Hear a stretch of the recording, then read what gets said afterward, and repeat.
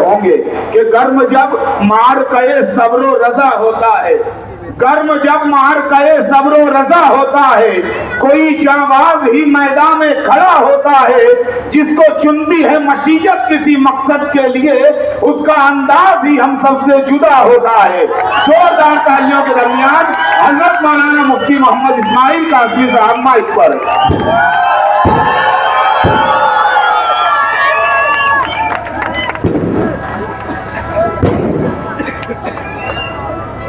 बिस्मिल्लाहिर्रहमानिर्रहीम। नहमदुहु व नुसल्ली अला रसूलिहिल करीम। अम्मा बाद। आज के इस इंतखाबी जलसे के सदर मोहतरम गुनार साहब, स्टेज पर तशरीफ फरमा, मुअज़्ज़ज़ीन शहर, मेरे बुजुर्गों और दोस्तों, मेरी पहली गुजारिश ये है कि ये लोग जो पटाखा बाजी कर रहे हैं और बाजा बजा रहे हैं, ये हमारे लोग नहीं है। हमने हमेशा मना किया है कि इस तरह की हरकत हमारे शहर के संजीदा पढ़े लिखे अफराद, दीनदार लोग कतई पसंद नहीं करते। ये जो जुलूस आता है या इस तरह पटाखेबाजी जो की जाती है, हमारी माओं और बहनों का ये तासुर है कि मुफ्ती साहब के जलसे में कहाँ पटाखाबाजी होगी और कहाँ ढोल ताशे बजेगी। इसलिए जुलूस लेके आने वालों से गुजारिश है कि वो ये हरकत कतई ना करें। और हमें तो शुबा है कि जो लोग पटाखाबाजी करते हैं वो हमें बदनाम करने के लिए ये हरकत करते हैं। अल्लाह के लिए अगर आप हमसे मोहब्बत रखते हैं और ताल्लुक़ रखते हैं तो आपको इन हरकतों से बाज आना होगा। मेरे बुजुर्गों और दोस्तों, ये इंतखाबी जलसा है और 20 नवंबर को अहलियान शहर वोट दे करके ये तय करेंगे कि आने वाले 5 साल में कौन शख्स इस शहर की नुमाइंदगी करेगा और कौन शख्स इस शहर की तामीर और तरक्की के लिए मुंतखब किया जाएगा। आपको इस बात का बखूबी एहसास है कि आज मुल्क में फिरका परस्तों का इख्तिदार है। ये वो फिरका परस्त लोग हैं जिनका प्रोग्राम ये है कि इस मुल्क हिंदुस्तान से इस्लाम और मुसलमानों को ख़त्म कर दिया जाए।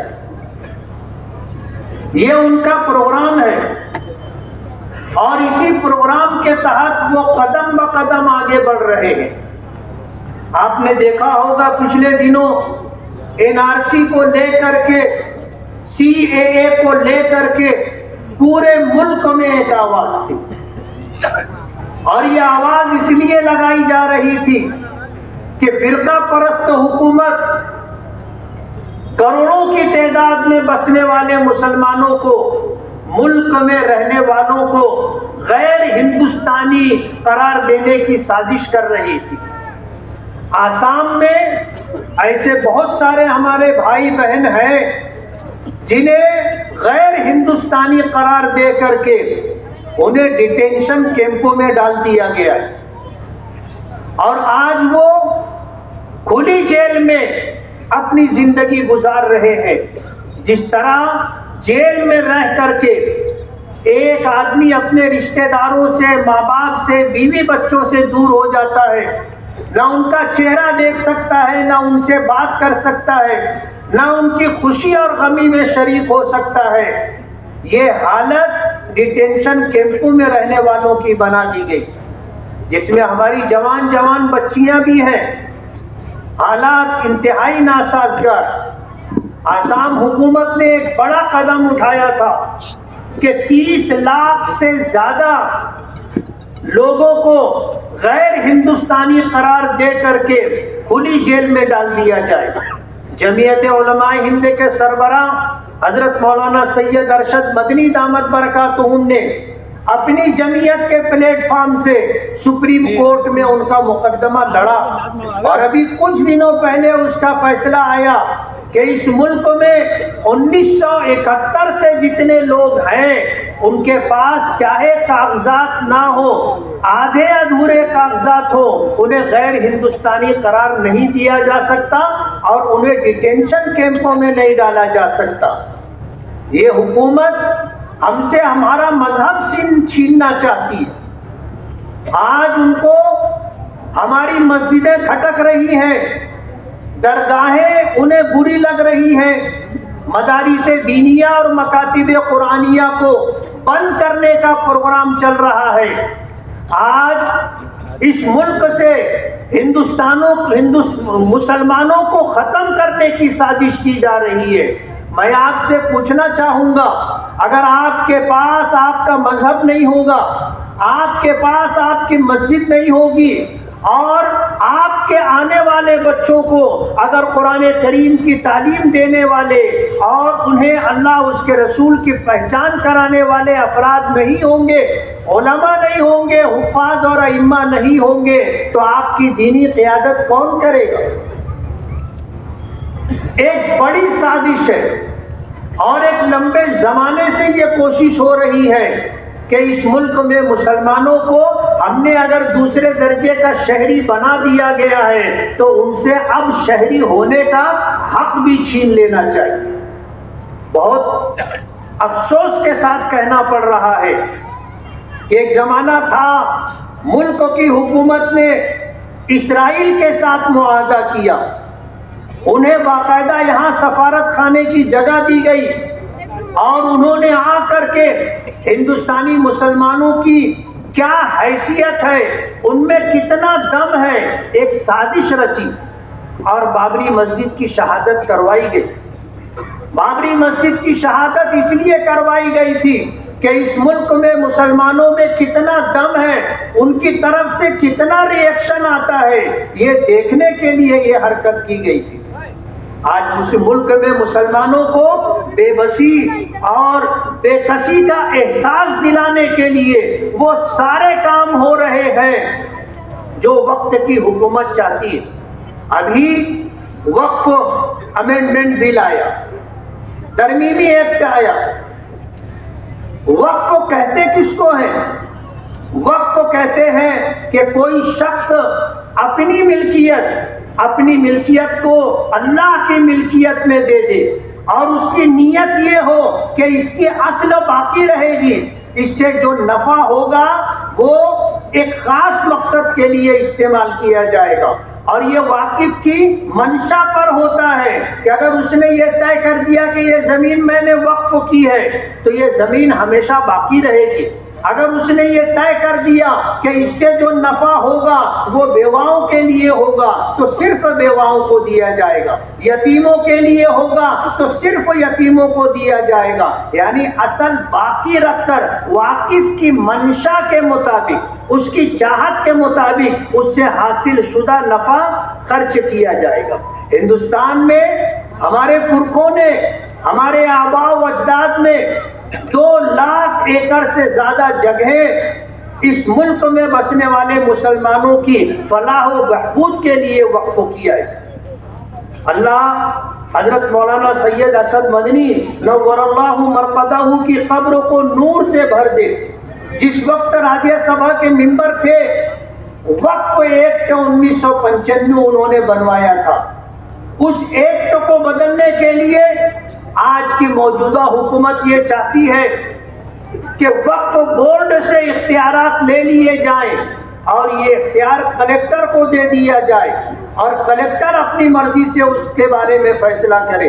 और प्रोग्राम ये है कि हमसे ये सारी जमीनें हुकूमत वक्त छीनना चाहती, हमसे ये सारी जमीनें छीनना चाहती है कि मुसलमानों के पास फिर कुछ बाकी न रहे। आज अगर हम फख्र के साथ ये बात कहते कि हमें सरकार अगर कुछ नहीं देती है, ना देवे, हमें वक्फ की जमीनें दे दी जाए तो हम मुसलमानों के सारे मसले हल हो जाएंगे। आज गिनी चुनी स्कॉलरशिप दी जाती है, मुसलमानों के बच्चों को थोड़ी बहुत मदद दी जाती है। ये सिलसिला अगर हुकूमत हमारे वक्फ की जमीनें और जायदाद हमको दे दे तो हम इससे ज्यादा बड़े बड़े काम कर सकते हैं। हमारे बच्चों की जो तालीमी मसाइल हैं, आज जो परेशानियां हैं, पैसा ना होने की वजह से, तालीमी फीस ना बर्दाश्त कर पाने की वजह से आज हमारे बच्चे जो तालीमी मैदान में पीछे हैं, ये सारी दिक्कतें और सारी परेशानियां खत्म हो जाएगी। हुकूमत का प्रोग्राम ये है कि जिस तरह चीचनिया और बोस्निया में और आज इस वक्त गजा में जो काम हो रहा है कि मुसलमानों की नस्ल कुशी की जाए, ये प्रोग्राम हिंदुस्तान में इनके पेशे नजर है। इनका प्रोग्राम ये है कि करोड़ों की तादाद में मुसलमानों को खत्म कर दिया जाए। अभी 2 दिन पहले आरएसएस के मोहन भागवत का एक बयान आया। स्टेज पर बैठे हुए संजीदा अफराद, शायद उनकी नजर से ये बात गुजरी होगी कि डंडा ले करके हम इस मुल्क में हालात बदल सकते। अग्निवीर की जो स्कीम सरकार की तरफ से आई है, ये एक आजाद फौज तैयार करना चाहते और वक्त का इंतजार होगा। जब वक्त आएगा तो उनको हुक्म दिया जाएगा। जिनको 4 साल ट्रेनिंग दी गई, इस्राइल ने अपने हर शहरी के लिए फौजी ट्रेनिंग को लाजमी करार दिया है, हर फर्द के लिए। आज जो सूरत हाल है, उनके शहरी भी जंग के महाज पर जाते। आज गजा में निहत्ते मुसलमानों पर जो जुल्म हो रहा है, इसमें वहां के शहरी भी शरीक है। और मौजूदा हुकूमत अग्निवीर के नाम से 4 साल जो बच्चों को फौज में लिया जा रहा है, उनकी ट्रेनिंग की जाएगी और उनको एक खास मकसद के लिए फिर तैयार किया जा रहा है, उन्हें बाहर किया जाएगा और उस वक्त का इंतजार करने के लिए कहा जाएगा जो वक्त उनके पेशे नजर है। मुल्क में खाना जंगी जैसे हालात पैदा करने की कोशिश की जा रही है। इतने संगीन हालात हैं इस मुल्क के, और मुल्क की हुकूमत बीजेपी और आरएसएस ये प्रोग्राम लेकर के चल रही है। मैं आपको बताना चाहता हूं कि आज इस वक्त हमारे शहर में हमारे सामने दीगर नुमाइंदों में एक नुमाइंदा ऐसा भी है जो बीजेपी से सुपारी लिया हुआ है, जिसको प्रोग्राम दिया गया है कि तुम इस तरह करो। आज वो आजाद उम्मीदवारी कर रहा है। जाहिर बात है, एक पार्टी में था, कांग्रेस पार्टी में था, जिसकी आवाज गली से लेके दिल्ली तक है। ये जीरो थे, इनको और इनके बाप को हीरो बनाया। बाप 2 मरतबा एमएलए रहा, बेटा 1 मरतबा एमएलए रहा, बेटा कारपोरेशन में मेयर रहा, बाप कारपोरेशन में मेयर रहा, मां कारपोरेशन में मेयर रही। ये सब कुछ कांग्रेस की देन है। कांग्रेस क्यों छोड़ा इन्होंने? कभी आपने सोचा? ये बीजेपी के आलाकार बने हुए हैं। आज उनकी तरफ से जो इलेक्शनी फंड आया है, कितने ऐसे नौजवान इस मजमे में होंगे जो फोन करके कहते हैं कि मुफ्ती साहब ये लोग घर घर पैसा बांट रहे, हर घर में जाकर के एक वोट का 200 रुपया दे रहे। वो वीडियो भी सामने आ गई और वायरल हो गई। पूरे शहर में ये हरकत की जा रही है। लोगों का वोट खरीदने की बात हो रही है। लोग मसला पूछते हैं कि हम पैसा लेना नहीं चाहते, ये हमारे घर में आकर जबरदस्ती पैसा डाल रहे हैं। हम अगर पैसा ना लेवे तो उनको इस बात का एहसास होगा कि ये हमको वोट नहीं देंगे। और हालात ऐसे हैं कि ये शहर में दहशत फैला रहे, हर जगह ऐसे हालात पैदा कर रहे हैं कि शरीफ आदमी को अपनी इज्जत बचाने की फिक्र हो गई है, अपने बच्चों के मुस्तकबिल की फिक्र हो गई है। ये शहर में दहशत फैला रहे हैं, घर घर जाकर के पैसे तकसीम कर रहे हैं। आज लोग पूछते हैं कि हम पैसा लेना नहीं चाहते, हम क्या करें? नहीं लेते हैं, ये हमें तकलीफ देंगे, हमारे बच्चों को तकलीफ देंगे। मसला बताना पड़ा, आप पैसा ले लो।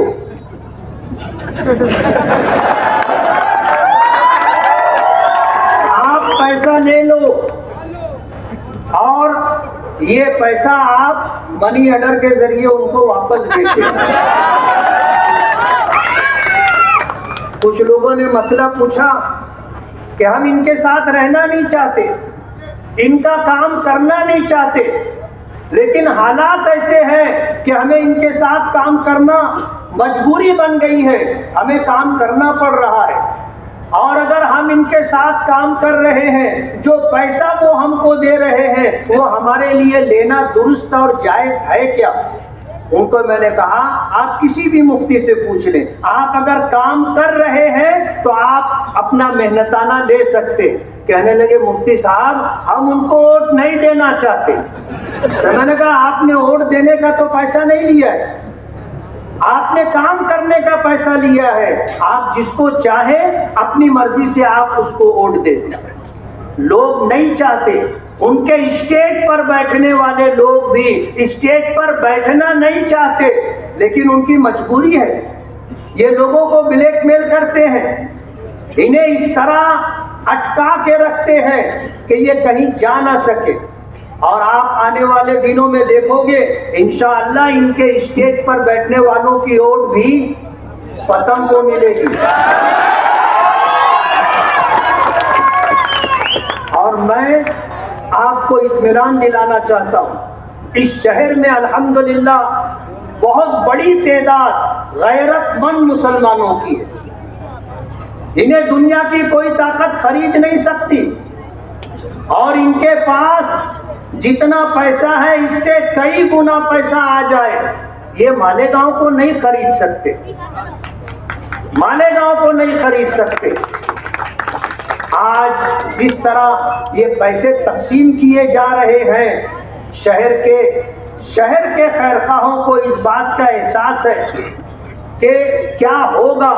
हमारे जिम्मेदारों को हमको फोन आता है, किनारे के कच्चे जो इलाके हैं रात दिन वहां पर उनकी ये हरकत जारी है, और वहां के लोगों को डांटा जा रहा है, दबाया जा रहा है, उन्हें धमकियां दी जा रही है, दमदाटी दी जा रही है। लोग परेशान हैं कि करें तो या क्या करें। एक आम वर्कर की बात तो जाने दीजिए, हिंगलाज नगर में मैं वोट मांगने के लिए गया था, वोट मांगने के लिए गया था, 20-25 नौजवानों ने मेरा रास्ता रोक लिया, क्या आप आगे नहीं जा सकते? हमने बगैर किसी टकराव के अपना रास्ता बनाया और हम लोगों से वोट की अपील करते रहे। उन्होंने हमारे साथ, हमारे साथियों के साथ जो धक्का बुक्की की है उसकी वीडियो रिकॉर्डिंग है। पुलिस को खबर लगी, पुलिस आई। शेख आसिफ साहब जो है आयशा नगर के इलाके में कहते हैं कि यहाँ वो आएंगे तो उनको घुसने मत देना। मैंने पिछले जलसे में भी ये बात कही थी, और इल्जाम ये लगाते हैं कि इनके इलाके में मुझको घुसने नहीं दिया जा रहा है। मैं आपसे पूछना चाहता हूं कि कोई एक आदमी हम में ऐसा है जिन्होंने कभी उनको रोका हो, उनको प्रचार करने से रोका हो? वो खुद नहीं आ रहे हैं, और अगर वो आ रहे हैं तो हमने तो कभी उनको रोका नहीं है। आज झूठ बोलना, और इस तरह झूठ बोलना कि ये हमारे वर्करों को और हमें अपने इलाकों में घुसने नहीं दे रहे हैं, इसलिए वो आएंगे तो तुम भी उनको घुसने मत देना, इस तरह का नफरत का माहौल बनाने की कोशिश की जा रही है। आज इनको वोट देना, बीजेपी को वोट देना। इन्होंने कांग्रेस छोड़ी, एनसीपी में आए, एनसीपी छोड़ी, अजीत पवार के साथ मीटिंग करके इन्होंने पूरी प्लानिंग की। आज आजाद उम्मीदवारी कर रहे हैं और उनको ये भरोसा दिया है कि हम चुन करके आएंगे तो हम तुम्हारे साथ रहेंगे। ये उनको उन्होंने वादा दिया है और उसी भरोसे पर चल रहे हैं। इन्होंने ऊपर से सुपारी ली और फिर नीचे भी एक पार्टी को इन्होंने सुपारी दी। अभी जिसका तस्करा अब्दुल मालिक ने किया, ये सिर्फ वोट काटने के लिए मैदान में आए और ये अलग ऐलान कहते हैं कि हम उस मुल्ला को जीतने नहीं देंगे, उनका प्रोग्राम जीतना नहीं है, उनका प्रोग्राम शेख आसिफ को जिताना है। मुझे हराना चाहते हैं और हराएंगे किस तरह? पक्के महलों में बुनकरों की वोट ले करके मेरा वोट कम हो, इस बात की कोशिश कर रहे हैं। आप देख लो, उन्होंने उसी इलाके में जलसे किए और प्रचार किए जहां हम रहते। किनारे की बस्ती में तो ये झांकने भी नहीं जाते ना। इनको सुपारी दी गई है कि सिर्फ आपको इधर का वोट लेना है, बस आपको कहीं और नहीं जाना है, और इसी प्रोग्राम को लेकर के चल रहे हैं। आज उनके पास से बहुत सारे लोग हमारे पास वापस आए और उनका ये कहना है कि हमने जब देखा कि ये एक मखसूस तबके की वोट लेने की कोशिश कर रहे हैं तो ये एहसास हुआ कि इनका प्रोग्राम शेख आसिफ को जिताना है और उसी प्रोग्राम को लेकर के चल रहे हैं। लोकसभा में मालेगांव ने जो तारीख बनाई है कि एक बीजेपी के लोकसभा के उम्मीदवार को मालेगांव सेंट्रल से 4,527 वोट मिलती है और सेकुलर उम्मीदवार को 2 लाख वोटें मिलती है, 2 लाख वोटें मिलती हैं। तो बीजेपी ने मालेगांव को टारगेट कर रखा है और उसी सहारे पर चल रहे हैं। और अभी मुझे स्टेज पर चढ़ने से पहले ये बात बताई गई, बीजेपी के मकामी लोगों को कहा गया है कि आप प्रचार करो, रिक्शा को वोट देना है। जाहिर बात है, रिक्शा निशानी किसकी है? रिक्शा निशानी किसकी है? ये बीजेपी के हमनवा, बीजेपी से सुपारी लेने वाले लोग, बीजेपी के लोगों को कहा जा रहा है कि रिक्शे के लिए आप वोट मांगो। जाहिर बात है, सरकार मालेगांव के लोगों से बदला लेना चाहती है लोकसभा में हार का। मेरे पास बहुत ज़्यादा पॉइंट है और वक्त ख़त्म हो रहा है और आइंदा जलसों में मैं इस बात की कोशिश करूंगा कि आधा घंटे से ज़्यादा मुझे बात करने का मौका मिले। मैं अपने साथियों से ये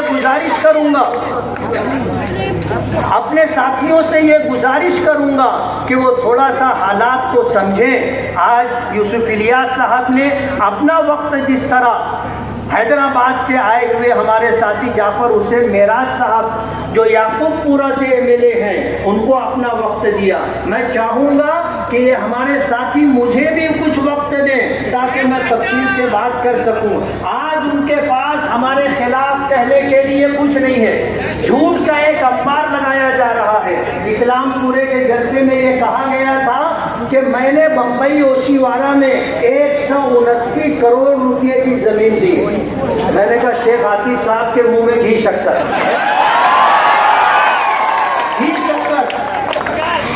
आज अगर उनके पास दस्तावेजात हैं तो वो लेकर के आ जाएं। आधा मैं उनको दे दूंगा, आधा उनको दे दूंगा। सिर्फ झूठ बोल रहे हैं। एक वक्त था बुनकरों को कहा था कि अपने मसाइल हल करवाना है तो तेरे 40 पैकड़ी चढ़ करके आना पड़ेगा। और अब ये बुनकरों को झांसा दे रहे हैं कि 12 लूम और 24 लूम वालों को हम सोलार लगा करके देंगे। मैं आपसे कहना चाहता हूँ कि आप आने वाली 20 तारीख को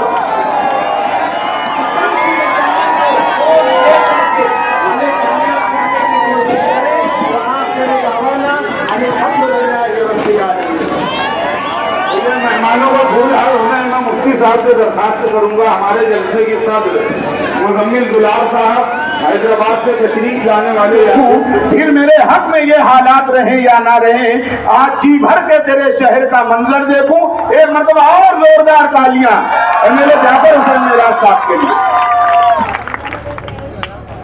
अस्सलाम वालेकुम व रहमतुल्लाहि व बरकातहू। औज़ु बिल्लाहि मिनश शैतानिर रजीम, बिस्मिल्लाहिर रहमानिर रहीम। शह नशीन पे तशरीफ फरमा आपके और मेरे हर दिल अजीज उम्मीदवार जनाब मुफ्ती मोहम्मद इस्माइल कासमी साहब, मेरे छोटे भाई जनाब अब्दुल मलिक साहब और डाइस पे तशरीफ फरमा कायदीन मजलिस इत्तेहादुल मुस्लिमीन, बुजुर्गों, दोस्तों, साथियों और पसा पर्दा बैठ कर सुनने वाली मेरी इज्जत माँ और बहनों, आज का यह जलसा इंतखाबी जलसा है। मैं आपके दरमियान में ज्यादा वक्त नहीं लेना चाहता हूं, क्योंकि आपको मुफ्ती साहब को सुनना है। सिर्फ मैं दो बात कहना चाहता हूं कि मैं शहर हैदराबाद से आया हूं। मैं मजलिस इत्तेहादुल मुस्लिमीन नकीब मिल्लत बैरिस्टर असदुद्दीन ओवैसी साहब और हबीब मिल्लत जनाब अकबरुद्दीन ओवैसी साहब, ये दो शेरों की पार्टी का एक मिले हो। मैं जानता हूं, मैं जब मालेगांव में आया, आने के बाद मुझे पता चला ये शेरों की बस्ती है। यहाँ पर शेर न सिर्फ बसते हैं बल्कि शेरों का इस्तेमाल करते हैं। वो जो शेरों की पार्टी है वो मजलिस इत्तेहादुल मुस्लिमीन है। 20 नवंबर को चुनाव है। आपको अपना एक कीमती वोट मजलिस के उम्मीदवार मुफ्ती साहब के हक में देना है। मुफ्ती साहब का निशान पतंग है। मुझे फख्र इस बात का है, 2019 में अल्लाह सुब्हानहू व तआला ने मुझे और मेरे छोटे भाई मोहम्मद माजिद हुसैन साहब को, दोनों को यहाँ की जिम्मेदारी और दुलिया की जिम्मेदारी दी गई थी। अल्लाह सुब्हानहू व तआला ने महाराष्ट्र में दोनों सीट जीत कर ये बता दिए कि मालेगांव की आवाम पहले तो किसी को अपना बोलती नहीं, अगर बोले तो छोड़ती नहीं। ये मुझे पता है, क्योंकि मजलिस इत्तेहादुल मुस्लिमीन 2019 के अंदर अल्लाह के फजल करम से मुफ्ती इस्माइल साहब ने जब इलेक्शन जीता, तो मुझे अल्लाह की जात से उम्मीद है इंशाअल्लाह ताला अल्लाह सुब्हानहू व तआला हमको मायूस नहीं करेगा। ये सीट परमानेंट मजलिस इत्तेहादुल मुस्लिमीन की आने वाले दिनों में भी रहेगी। मैं अल्लाह के फजल से शहर हैदराबाद का तीसरी मर्तबा मुसस्सिल एमएलए बनते आया हूँ और अल्लाह सुब्हानहू व तआला ने जमात की इतनी बड़ी इज्जत दी है। आप जानते हैं कि मुझे ज्यादा वक्त नहीं लेना है, नहीं कहना है कुछ। मैं एक ही बात कहता हूँ, आपको ये सोचना है कि आप कौन से उम्मीदवार को वोट देंगे, क्योंकि एक बाजू मुफ्ती साहब है, हाफिज है, खतीब है, आप जानते हैं। अल्लाह के फजल करम से शख्सियत की बात करना चाहता हूं मैं। दूसरी बाजू मुख्तलिफ उम्मीदवार है।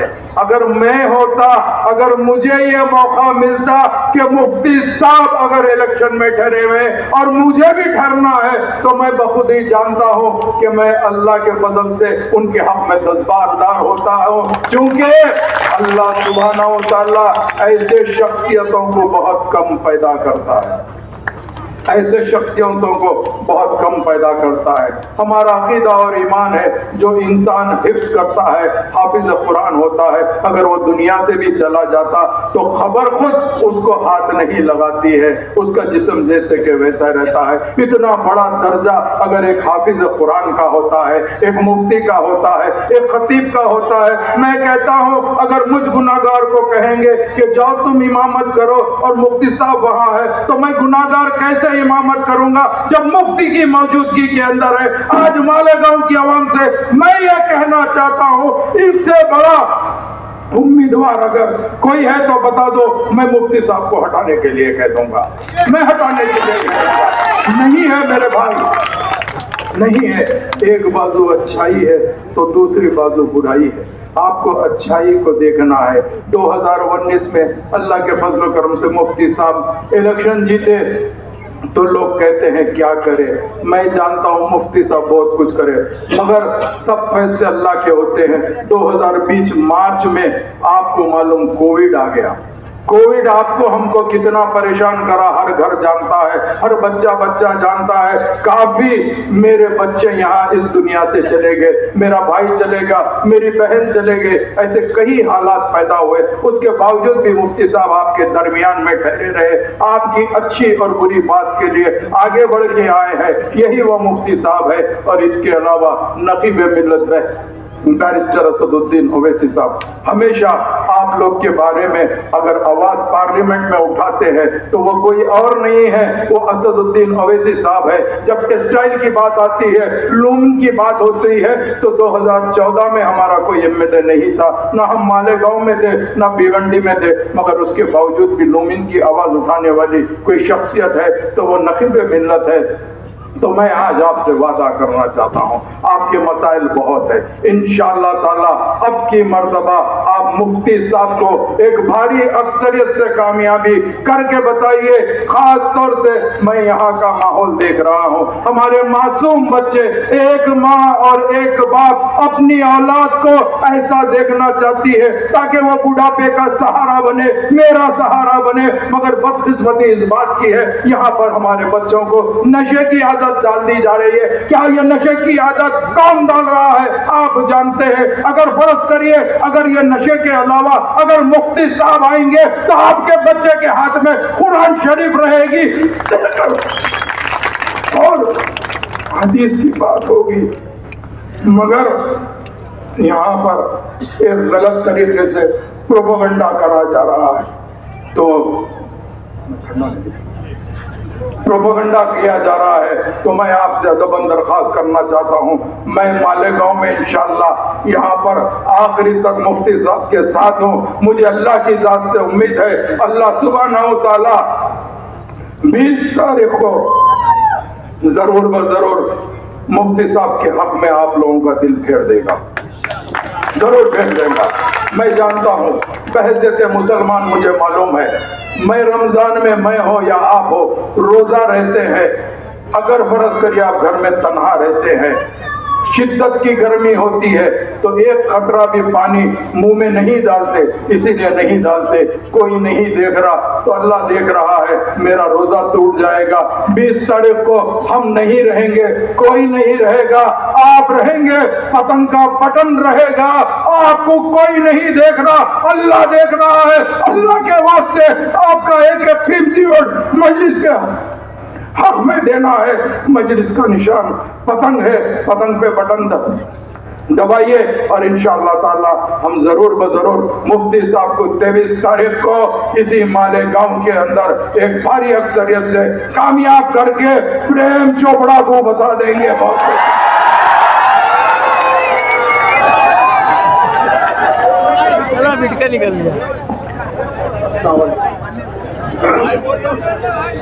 आज के इस जलसे के सदर मुजम्मिल बिलाल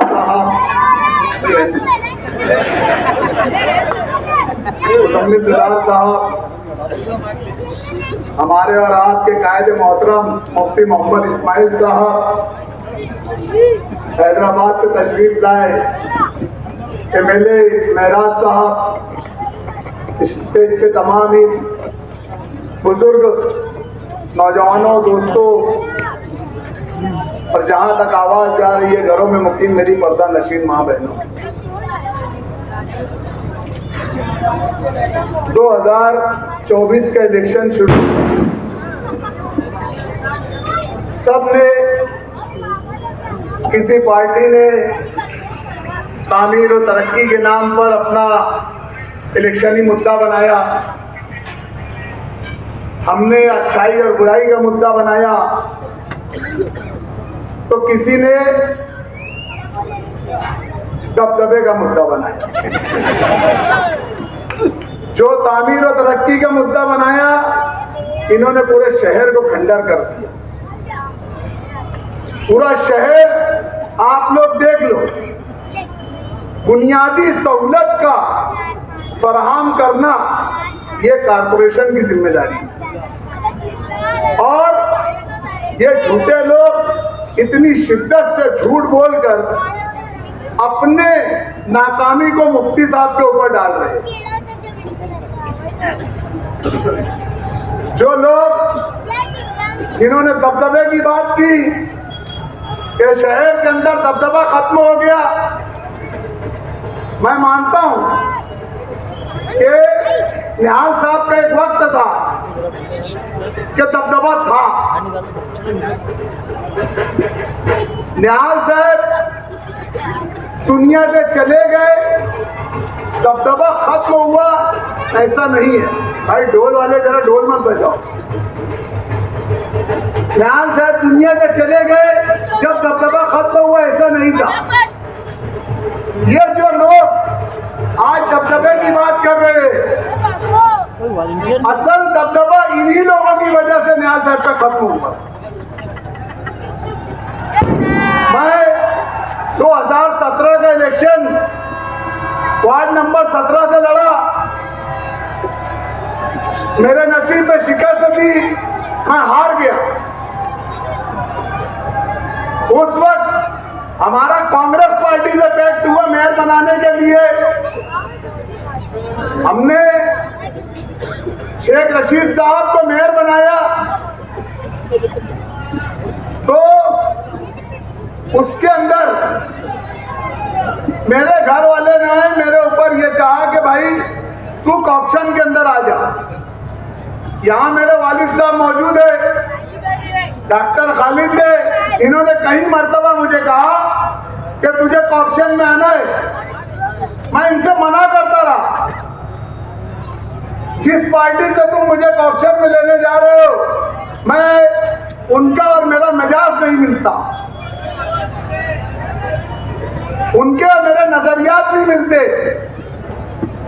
लेकिन सभी लोगों ने कहा कि 5 साल का वक्त होता है, तुझे ऑप्शन में जाना पड़ेगा। मैं ऑप्शन में गया। मैंने पहली ही मीटिंग थी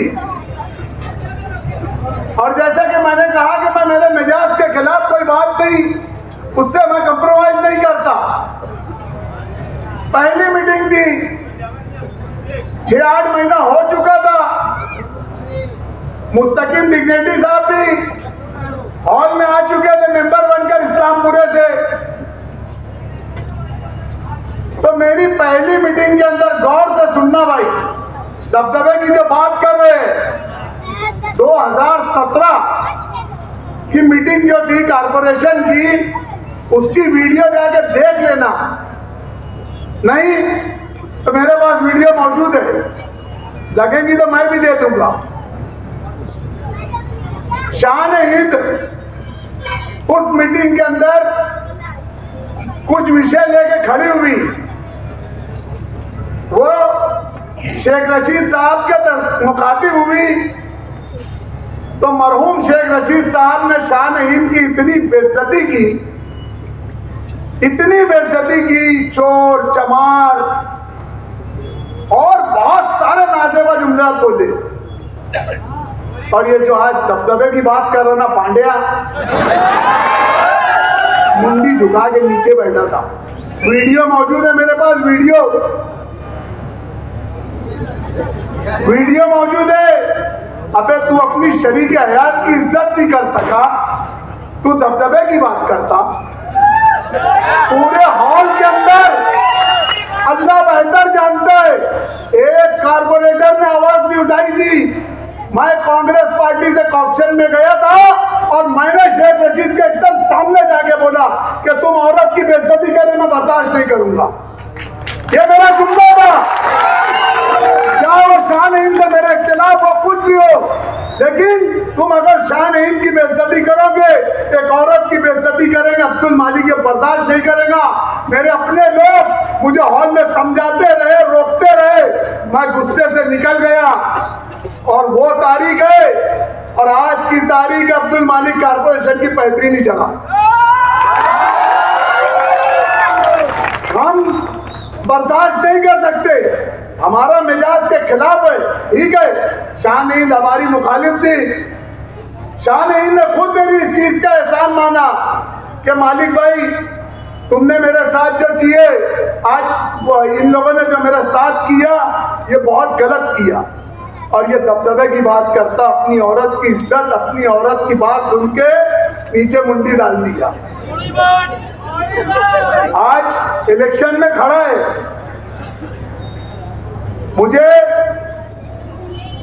कुछ लोगों से, मेरे सोर्सेस से ऐसी मालूमात है कि डिपार्टमेंट का ये बोलना है कि मुफ्ती साहब वन साइड है। लेकिन थोड़ा एक मिनट मेरी बात हो जाने दो। लेकिन ये जो मुस्तकिम डिग्निटी खड़ा हुआ है, शान हिंद जो खड़ी है, इसने अगर वोट काट दी तो मुफ्ती साहब का मुकाबला मुश्किल हो जाएगा जीतना। तो मैं सिर्फ आप लोगों को ये बोलना चाहता हूं, इसको खड़ा किसने किया? ये रहता हजार गोली में, एक मिनट सुनो मेरी बात सुनो, कोई हंसी मजाक की बात मत करो। ये रहता हजार गोली में, उनके घर के सामने रहता, उनके खिलाफ दुनिया का बोलता, वो लोग इसको इधर थप्पड़ तक नहीं मारते। अब्दुल मालिक इस्लामाबाद में रहता, सैलानी चौक के जलसे में इनके खिलाफ बोलता, ये मुझे गोली मार देते। तो ये मिली जुली सरकार है कि नहीं है? ये मिली जुली सरकार है कि नहीं है, मुझे ये बताओ। इसको एक मुनज़्ज़म प्लानिंग के तहत आपके बीच में उम्मीदवारी दी गई है ताकि ये मस्जिद इत्तेहादुल मुस्लिमीन की वोट काटे, मुफ्ती साहब के चाहने वालों की वोट काटे, मुफ्ती साहब के मानने वालों की वोट काटे। मैं एक कदम और आगे बढ़कर बोलता हूं, मैं इस चीज का कायल नहीं हूं। ये मुनज़्ज़म साजिश है कि ये अंसारी बिरादरी की वोट काटे और मुफ्ती साहब की वोट काटे। मुफ्ती साहब नहीं बोलेंगे ये बात, शायद उनको मेरी बात बुरी लग रही होगी कि अब्दुल मालिक तू ये क्या बोल रहा है, लेकिन जो हकीकत है मैं आपके सामने बयान कर रहा हूं। ये सिर्फ अबे वोट ले लेके कितनी लेना हो, 5,000, 10,000, 15,000, 20,000, 25,000, अबे चुन के आने के हफ्ते 1.25 लाख लगेगी। क्यों वोट खराब कर रहे भैया? अबे क्यों वोट? इतनी मोहब्बत है ना उनको, बुला लो एक आधी वार्ड में, दे दो, कॉर्पोरेटर बना दो। मुफ्ती साहब के दोपहर में बना, तुम्हारे दोपहर में बना दो। इनके दोपहर में तो कहां से कहां तक चलेगा, और इनको दबदबे की बात कर। अबे मुफ्ती साहब का जो दबदबा है ना, अल्हम्दुलिल्लाह एक खामोश दबदबा है। और ये नहीं चाहते कि शहर के अंदर शहर का अमन खराब हो, शहर की फिजा खराब हो, नहीं तो सिर्फ एक आवाज देंगे ना तो पूरा शहर उठ के सारे दबदबे तहस नहस कर देंगे। ये सिर्फ शहर के हित में, शहर की मोहब्बत में कि नहीं मुझे मेरे मासूम बच्चों को मरवाना नहीं है, हमारे मासूम लोगों को गोली नहीं खिलवाना है, हमारी माँ बहनों पर लाठीचार्ज नहीं करवाना है। ये हमारे कायद की सोच है। काम नहीं किए, काम नहीं किए, अबे मान लो कुछ नहीं किए, अबे किसका कुछ किए नहीं तो किसका कुछ बिगाड़े भी नहीं। अबे बिगाड़ने में अगर आ जाएंगे ना तो इनके घर के बाहर लाइन लगेंगी कि हजरत चलान दोनों में को मिट्टी बसी, हजरत चलान दोनों मेरा टुकड़ा। भैया करे नहीं करे, मेरा सिर्फ इतना बोलना है, ये लोगों ने शहर को खंडर किया है, खंडर। और सिर्फ शहर को नहीं, शहर की नस्लों को भी खंडर कर रहे हैं। तुम ये मत समझो कि तुम पक्के वार्ड में हो, तुम्हारे तक आंच नहीं आएंगी, नशे की आंच नहीं आएंगी। 14-14 साल के बच्चे, 13-13 साल के बच्चे स्कूलों के अंदर नशा लेके नशा कर रहे हैं। मैं यहाँ के वालिदैन को यह एहसास दिलाना चाहता हूं कि थोड़ा ध्यान रख के अपनी औलादों का। नशा ये गाफिल मत रहना कि नशा तुम्हारे पक्के वार्डों में नहीं घुसा है या कच्चे वार्डों में नहीं घुसा है। बहुत तेजी से इसका एक मुनज़्ज़म, मैं तो इसको यहूदी साजिश बोलता हूं, एक यहूदी साजिश के तहत उठाकर देख लो, बॉम्बे, मुमरा, भिवंडी, मीरा रोड, अब मालेगांव, जहां मुसलमानों की आबादी ज्यादा है, वहां पर यह शहर खुला जा रहा है। और हमारी लड़ाई उसी की है। रोड गटर बन जाएंगे, बना रहे, जितना फंड मिलता ऊंट के मुंह में जीने का बराबर हकीकत है। और तुम्हारे जैसा अगर मुफ्ती साहब चापलूसी करने जाएंगे ना, अजीत पवार की, फडणवीस की, इसकी उसकी, तुम्हारे जैसे कौम का सौदा करने के हस्ते जाएंगे ना, तो इसको सिंगापुर बना देंगे। तुम चापलूसी करते, तुम अजीत दादा के पौ दबाते तो फंड लेके आते। अगर मुफ्ती साहब कौम का सौदा करने जाएंगे ना, ये सिर्फ कौम का सौदा नहीं चाहते, ये हक बयानी पर है, अपने उसूलों पे कायम है। बस यही एक अपील है आप लोगों से कि 20 तारीख को होने वाले इलेक्शन पे 5 नंबर की बटन, पंजतन का 5 वक्त की नमाज का 5, क्या हवा में उड़ने वाला 5, और रख के जीतने वाला 5। लेकिन मेरी खास तौर से इस इलाके के लोगों से अपील है कि बहुत ज्यादा संजीदगी से मेरी बात को सुने और अपने अपने रिश्तेदारों में गाफिल मत रहो कि बस हम वोट दे देंगे, मुफ्ती साहब चुन के आएंगे। नहीं, तुमको यहाँ से उठना है, तुम्हारे अपने जिम्मेदारों को, तुम्हारे अपने रिश्तेदारों को, तुम्हारे अपने भाइयों को, एक ताल्लुकात वालों को तुमको बोलना है। तुम बोलोगे जब मुफ्ती साहब 1.5 लाख पार करेंगे।